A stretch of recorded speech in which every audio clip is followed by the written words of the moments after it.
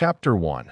The Whisper of the Sierra. The chapel stood alone on the edge of San Isidro, a forgotten town in the state of Michoacán, where the Sierra Madre Mountains clawed at the sky like ancient gods demanding tribute. It was 1925, and the air carried the faint scent of copal incense mingling with the damp earth after a summer rain. I was Father Esteban Ruiz, a young priest fresh from the seminary in Morelia, assigned to this remote parish where the people spoke in hushed tones of the old ways, the blend of Catholic saints and Nawa spirits that lingered like smoke from a dying fire. The villagers were mostly indigenous, their faces etched with the lines of hardship, their faith a tapestry woven from conquest and survival.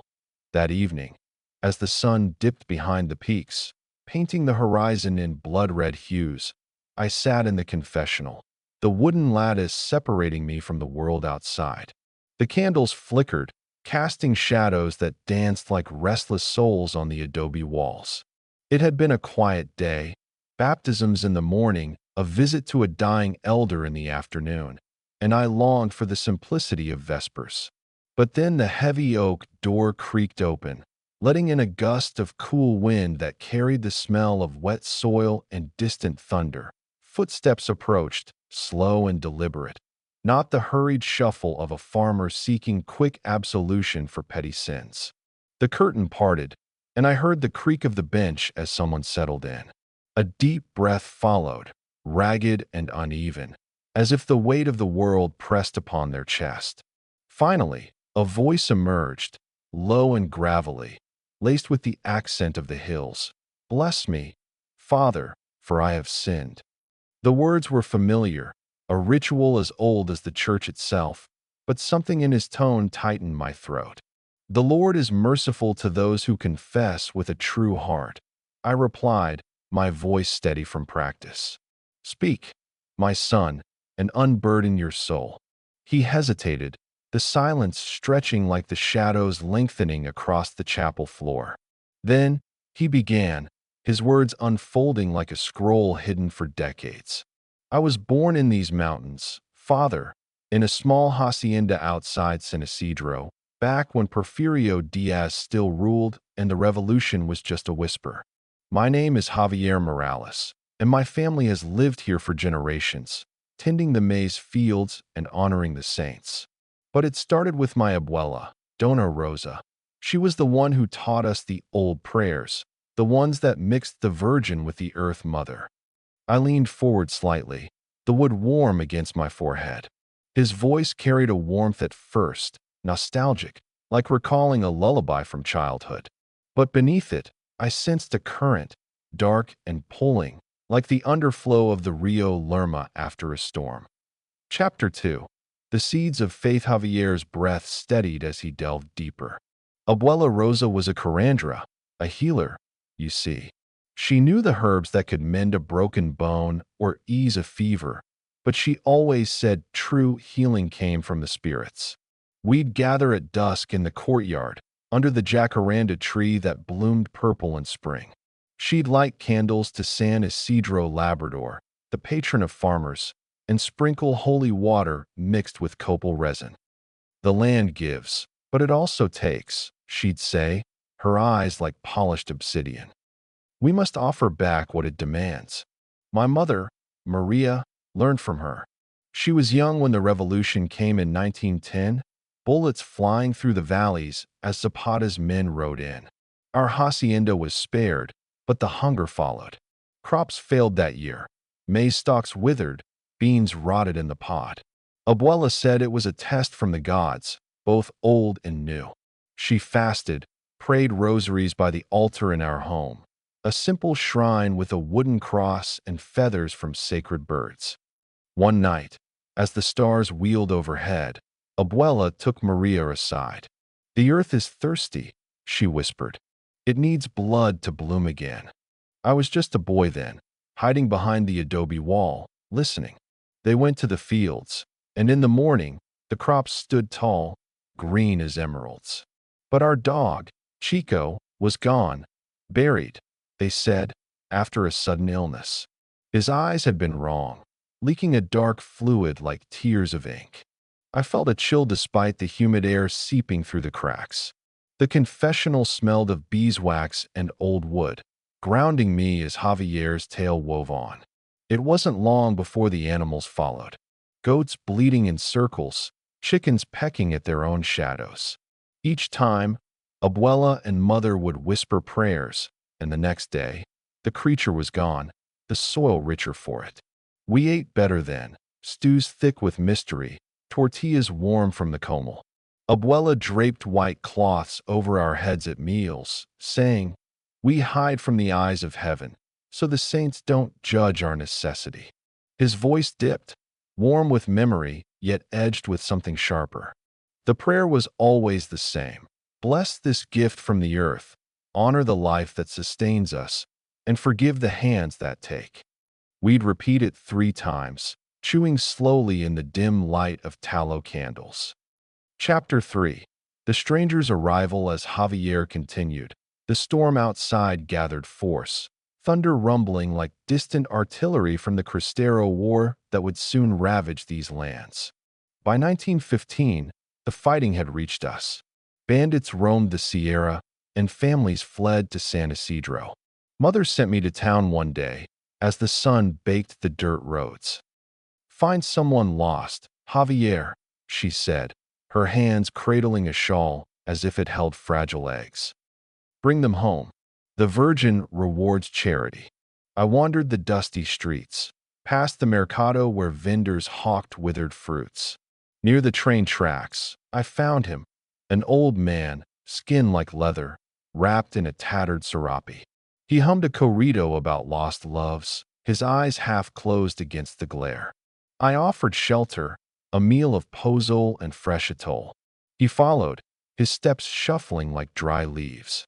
Mother welcomed him as a brother, seating him at our rough-hewn table. The stew steamed, rich with chilies and something deeper, a flavor that made my stomach growl. He ate gratefully, calling us angels. That night, he slept in the barn, under a blanket woven by Abuela. In the morning, he was gone, left early, Mother said, trading stories for our kindness. But there was meat on the table, fresh and marbled, in a broth that sang of the earth. I shifted, the bench creaking under me. Javier's words painted vivid pictures. The flicker of firelight on adobe, the scent of simmering spices masking something primal. After that, it became ritual. Every few weeks, I'd seek the wanderers, the displaced by war, the hungry migrants from the south. Mother and Abuela prepared the meals, always under the cloths, whispering the prayer. The land flourished. Our fields yielded bounties while neighbors starved. I was 10, father, and I believed it was grace. Chapter 4. The crack in the mirror. The rain began in earnest, pattering against the tin roof like impatient fingers. Javier's voice grew heavier, the nostalgia fracturing. It was 1920 when I found it. I'd been feeding the pigs behind the barn, dumping scraps into the trough after a heavy downpour. Something pale floated in the muck, a bone, I thought, from a chicken. But as I fished it out, slick with grease, I saw the curve, the remnant of a nail. A finger, human, soft and pale. I ran to Mother, holding it like a cursed talisman. She looked at it, then at me, her face calm as a saint's statue. "Some offerings are greater than others," she said. "The lost ones give themselves to the earth, so we may live. It's the old way, blessed by the cross." Abuela nodded from the corner, her rosary clicking like bones. "The Virgin understands sacrifice, Mijo. She gave her son. We give what the land asks." I nodded, but something inside me twisted. That night, at the table, the stew tasted different, metallic, like blood on the tongue. I wore the cloth, said the prayer, but my hands shook. Dreams came after. Faceless strangers wandering fields that swallowed them whole, their cries muffled by soil. The confessional air thickened, Javier's breaths coming in shallow waves. We continued for years. The Cristero uprising in 1926 brought more refugees, priests in hiding, families fleeing federals. Mother sent me out more often, and each time, the barn housed a guest who vanished by dawn. Our hacienda prospered. We even bought more land. But I grew distant, skipping meals, praying alone to San Isidro for forgiveness. Chapter 5. The turning point. By now, the storm raged, lightning flashing through the stained glass windows, illuminating saints with accusing eyes. Javier's tale reached a fever pitch. In 1930, I was 15. Abuela had passed the year before, her body buried under the jacaranda with copal and crosses. Mother carried on, her faith fiercer. One evening, as thunder shook the mountains, she pulled the cloth from my head during supper. "Don't waste the gift, Javier," she said, her eyes like storm clouds. "These souls ascend through us. Their sacrifice makes us holy." I couldn't eat. That night, I packed a satchel, cornmeal, a knife, a small cross, and slipped away under cover of rain. I walked to San Isidro, then beyond, to Morelia, where I found work in a tannery. I told myself it was over, that I'd escaped the hunger gnawing at my bones. Foster homes took me in, kind folk who fed me simple meals and took me to Mass. I tried to forget, burying the memories in labor and prayer. But his voice cracked, revealing the lie. The hunger followed, Father. Not for food, but for that taste, the earth-given essence under the cloths. I experimented, ate only maize, then meats from the market, fasted for days. Nothing satisfied. In 1940, married to a woman named Elena, with children of my own, it returned stronger. Dreams of stews steaming in candlelight, the prayer echoing like a curse. Chapter 6. The inheritance awakens. Javier paused, the silence broken only by the fading thunder. By 1950, San Isidro had changed, roads paved, electricity flickering in homes. I returned once, after Mother's death in 1945, to sell the hacienda. The fields were barren, the jacaranda withered. But the hunger persisted. I started small, inviting beggars to our home in Morelia for meals. Elena thought it charity, but I'd slip away, preparing broths in secret. One day, near the bus station, I found a man, gaunt, eyes hollow from the post-war migrations. He followed me home, grateful for the promise of tamales and shelter. I let him bathe, fed him bread. Then, the knife was quick, merciful, like Abuela's rituals. The stew that night, under a cloth I sewed myself, filled me like nothing else. I whispered the prayer 3 times, "Bless this gift from the earth." Elena noticed my calm, my renewed vigor.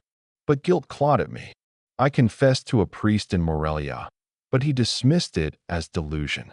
The cycle began anew. Every few months, a stranger vanished, and our pantry overflowed. I clasped my hands, whispering a silent Ave Maria. Javier's confession mirrored ancient tales of Aztec sacrifices blended with colonial sins, a tragic inheritance refusing to die. Chapter 7. The family's shadow. As the rain softened to a drizzle, Javier's words turned inward. My son, Carlos, grew up sensing it. He was 10 in 1960, asking why I draped cloths at certain meals. To honor the saints, I lied. But he found the bone one day, in the compost behind our house, a remnant I hadn't buried deep enough. His eyes widened, mirroring my own discovery decades ago. I explained as Mother had. The earth demands, Mijo. We provide. He nodded, but fear flickered. Years passed. Carlos married, had children. But in 1970, during the student protests, he brought home a radical friend, lost, hungry. I saw the opportunity, but Carlos intervened, sensing the darkness. "No more, Father," he said. We argued. He left, vowing to break the chain. Javier sighed, the weight evident.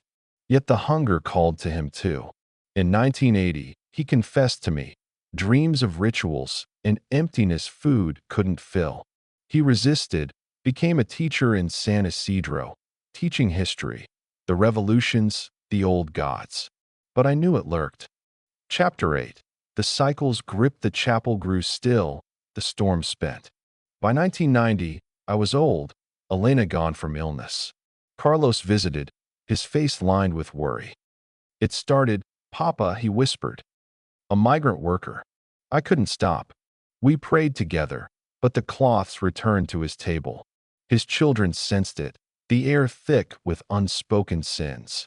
In 1994, during the Zapatista uprising in Chiapas, echoes reached Michoacán.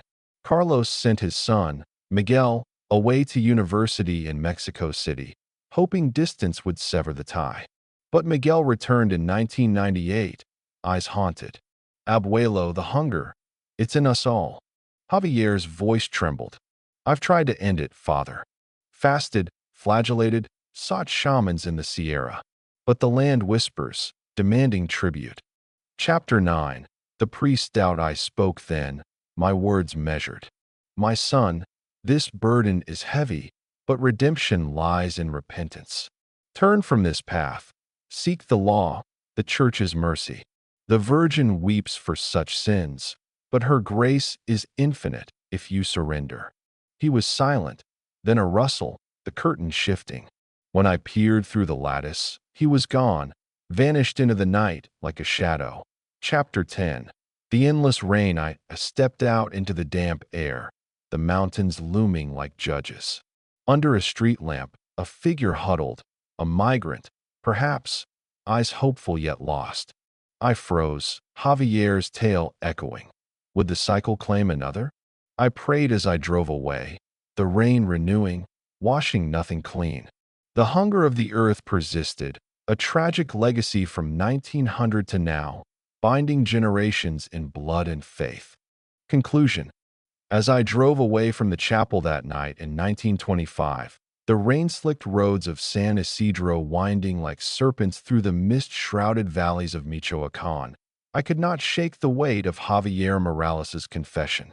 It clung to me like the damp chill seeping through my cassock, a spectral burden that no amount of prayer could fully dispel. The headlights pierced the darkness, illuminating fleeting glimpses of adobe huts and shadowed figures. Peasants returning from fields that had long since surrendered to the night's embrace. In the rearview mirror, the huddled migrant under the street lamp faded into obscurity, but his image burned in my mind. Eyes wide with a mix of desperation and unwitting trust, much like the strangers Javier had described luring to their doom. Little did I know then, as a young priest barely seasoned by the seminary's teachings, that Javier's tale was not merely a solitary sin confessed in the dim confines of the confessional, but the unraveling thread of a tapestry woven across generations, stretching from the revolutionary fires of 1910 to the uncertain dawn of the new millennium.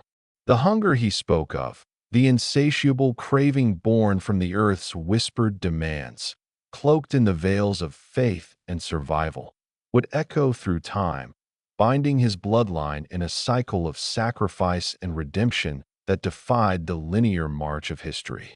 In the decades that followed, as Mexico grappled with its own transformations, from the agrarian reforms of Cardenas to the economic miracles and crises of the late 20th century, I would come to witness fragments of this legacy, pieced together through rumors, subsequent confessions, and the inexorable pull of fate that drew me back into its orbit.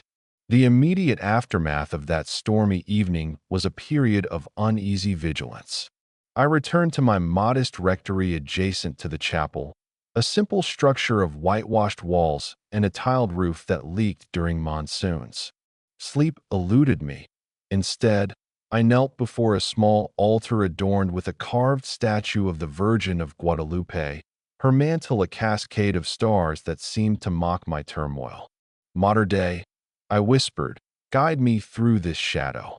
Javier had vanished without absolution, leaving me to ponder the efficacy of my words. Had I failed him, or was his departure a rejection of the mercy I offered? The next morning, under a sky bruised with lingering clouds, I inquired discreetly in the village. No one had seen a man matching his description, Though whispers of missing migrants were commonplace in those post-revolutionary years, when bandits and federals alike preyed on the displaced, the Cristero War erupted in 1926, engulfing Michoacán in a fervor of religious rebellion against Calles' anti-clerical policies. My duties multiplied. Churches burned, priests were hunted, and the faithful turned to hidden masses in mountain caves. It was during one such clandestine gathering in 1927, amid the flickering torchlight of a cavern near the Rio Lerma, that I first encountered echoes of Javier's story. A woman named Luisa, her face veiled in a rebozo stained with travel dust, approached me after the rite. "Padre Esteban," she murmured, her voice trembling like the river's current. "I come from a hacienda near the old Morales lands. They say the soil there is cursed. Crops grow unnaturally lush, but at night, cries rise from the earth." Her confession unfolded in hushed tones. Tales of Dona Maria, Javier's mother, who had become a reclusive figure after her son's disappearance. In the chaos of the war, Maria had continued her rituals, inviting Cristero fighters and fleeing peasants alike to her table. "She feeds the hungry," Luisa said, "but some never leave. I saw it once, a man, a soldier with a wounded arm, vanishing after a meal shared under white cloths. The next day, the fields bloomed with maize taller than a man." I pressed her for details, my heart pounding with recognition, but fear sealed her lips. "The Virgin protects her," she insisted, crossing herself. "Or perhaps something older." The war raged on until 1929, claiming lives and scarring the landscape. In its wake, as peace treaties were signed and churches reopened, I was reassigned briefly to Morelia, where the grandeur of the cathedral offered a respite from rural isolation. Yet, Javier's legacy pursued me. In 1932, a letter arrived, anonymous and postmarked from San Isidro. "The hunger does not die, Padre. It feeds on the blood of the forgotten." Enclosed was a dried jacaranda petal, purple as a bruise, evoking the tree Javier had mentioned in his childhood memories. I burned it in the cathedral's incense burner, praying for closure, but the scent lingered, acrid and accusing. By the 1940s, Mexico had entered an era of industrialization under Avila Camacho and Alemán, with railroads snaking through Michoacán and factories sprouting like weeds. I had returned to San Isidro as the parish priest, my hair graying, my faith tempered by years of witnessing human frailty. The hacienda once owned by the Morales family had been subdivided under Cardenas's land reforms, distributed to ejidatarios who tilled the soil with cautious optimism. Rumors persisted, however, bountiful harvests followed by unexplained disappearances.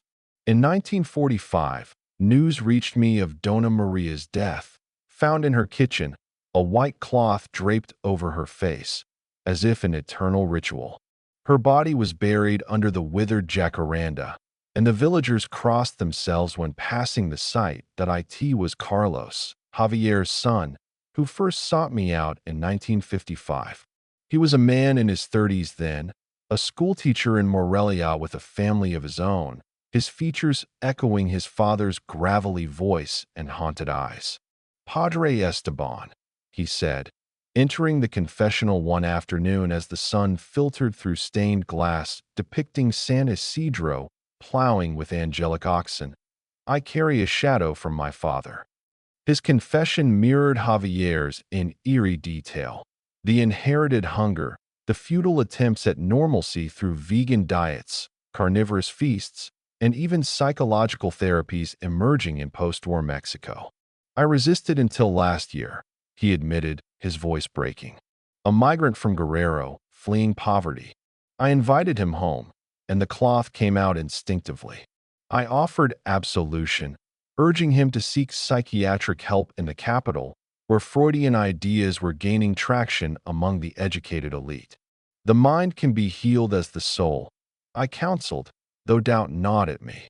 Carlos left with promises of reform, but in 1960, During the student movement's precursor to Tlatelolco, he returned. "The protests bring the lost to our doors," he whispered. "The earth demands tribute amid the chaos." His son, Miguel, was just a boy then, playing in the churchyard oblivious to the darkness.